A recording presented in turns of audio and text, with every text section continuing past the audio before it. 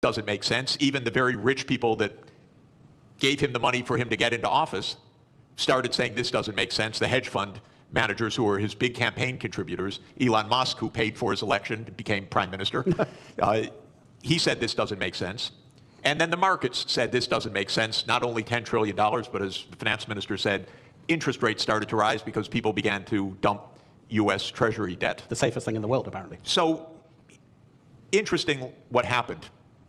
It's not quite true that he reversed things. First, he left on this 10% tariff, except for one country, for China, 145%, where he raised the tariff rates. That's because the United States has a deep neurotic attachment to China. The U.S. political system hates China. Why? Because China's big and successful. And so that the U.S. hates.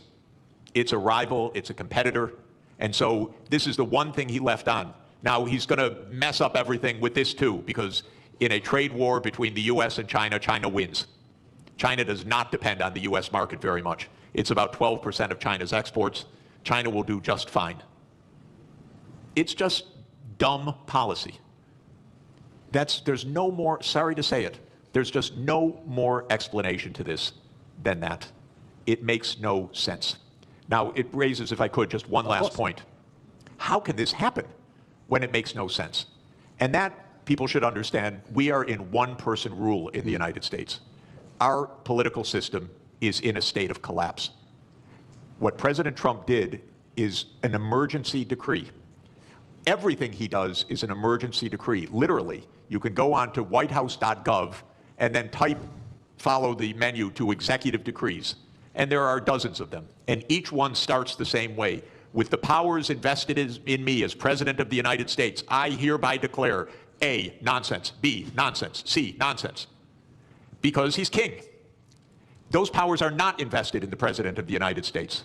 They're invested in the Congress. You read Article 1, Section 8 of our Constitution. It says that all duties originate with the Congress. And specifically in the lower house, all legislation has to start in the House of Representatives.